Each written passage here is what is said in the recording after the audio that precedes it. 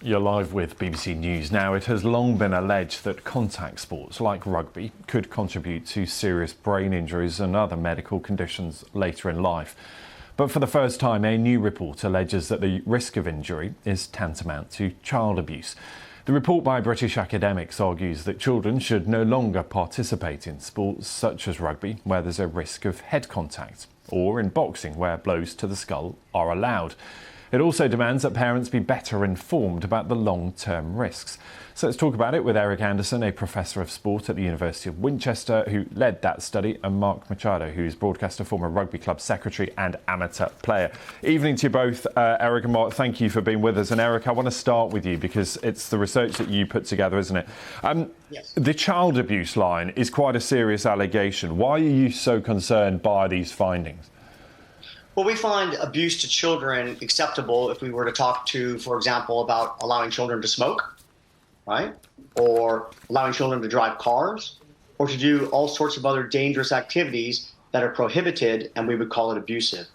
So what we're doing is we're highlighting that both the National Institutes of Health and the Centers for Disease Control have said that there's a cause and effect relationship between repetitive subconcussive hits, the kind of hits that occur in rugby, and of course, concussive hits, the types that occur in boxing, and long-term brain trauma for children.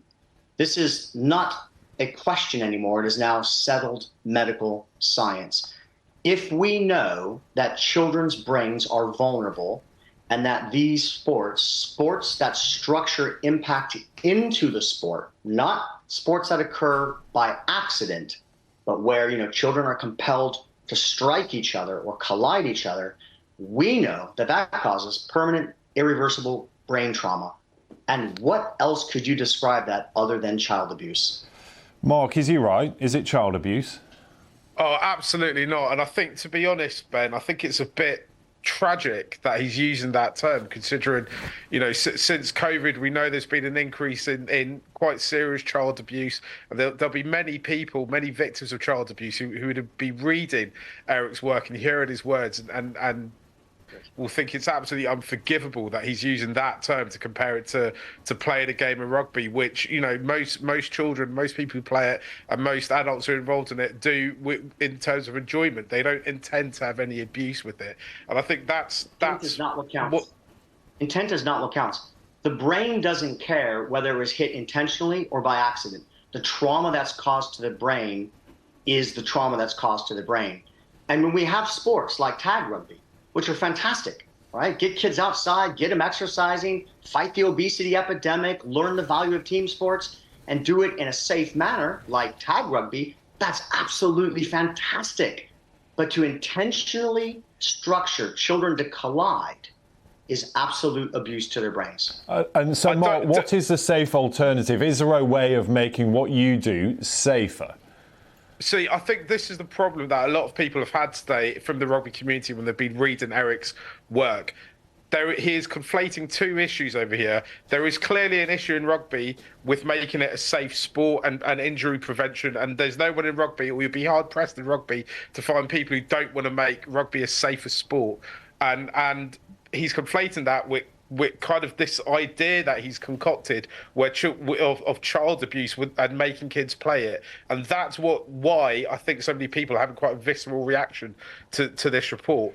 But it's about whether you have a choice to do it at school, isn't it, Mark? Because if you go and you're doing a PE lesson or a gym lesson and they say, yeah, today we're playing rugby, you can't opt out of it, can you?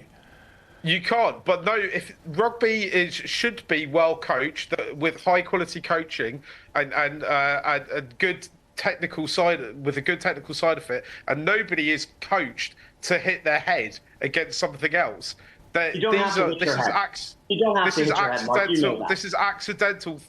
These are accidents that happen. We can't be in a situation where we're trying to mitigate against any possibility of any concussions or any other injuries. We need people like Eric. We need academics like Eric who do good work to be working alongside rugby to make it a safer sport, to understand the culture within the sport and understand how it's coached and understand how the culture works.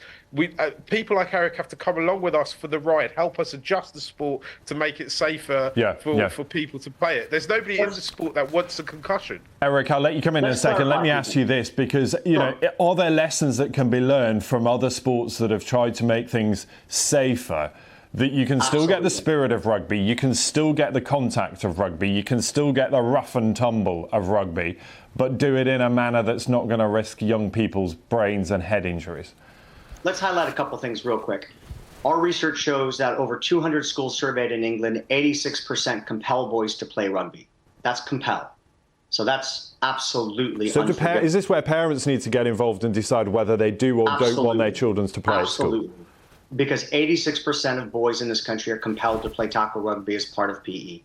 So, Mark, should it be an option? Let me just ask Mark then. Should it be optional? Should you be able to opt out of playing if you are worried about your kids at school? Yeah, absolutely. The thing I will say though, Ben, is I'd say rugby is an essential, is a massive part of a lot of schools' cultures, and it's quite regional in England, right? There's some parts of rugby some parts of the country that play a lot of rugby, where it's part of the kind of cultural identity, right? And we all know that there's a massive obesity epidemic going on, pun intended, and we all know that you know, we want to get Mark kids just active. finish and I'll come back to you in a minute. We want to get kids active, right? PE teachers are fighting against the whole force of people who don't want kids to participate in various different sports. Eric clearly has some sort of axe to grind against rugby. I don't know what it is. I don't know where it's come from, and he's trying to chuck the kitchen sink at it to stop people playing at it. I saw in his report that he even suggests that parents shouldn't shouldn't really have a say in whether or not their kids can play rugby or not. I don't really understand why Eric's so opposed to the game. PE but is Eric not saying you can still play, but you can still play in a safer way? Yeah, no, Eric doesn't want any contact at all in the sport, from what I can read, which is quite. Eric, is that true? Let me bring you back in, Mark. Let me just ask Eric that. Is that true? Do you not want any contact in rugby quickly? You're going to have to give me the opportunity to answer the charges that we've not got a lot of time, but go for it. Yeah. First of all, we are suggesting this is for children alone. We have no issues with adults playing the game, full stop. Yeah. No issues. Number two, I'm a huge advocate and even have my children playing tag rugby. Yeah, and one more point and then time's up. Against rugby. Number three, let's ask Mark. Mark, do you think it's child abuse for children to box and receive direct blows to the brain? If they're getting good technical coaching, then they're probably not being coached to smash the brain doesn't care how it's struck. There's no such things as good technical coaching to protect the brain from a strike. I think the use of child abuse as a term here is abhorrent. Eric, Mark, our time is up. I'm going to let you carry on fighting this out when we're off air, but thank you for being with us on the programme. It proves there is so much to talk about when it comes to this, doesn't it? Mark, to Eric, thank you so much for being with us. Headlines up for you next. See you soon.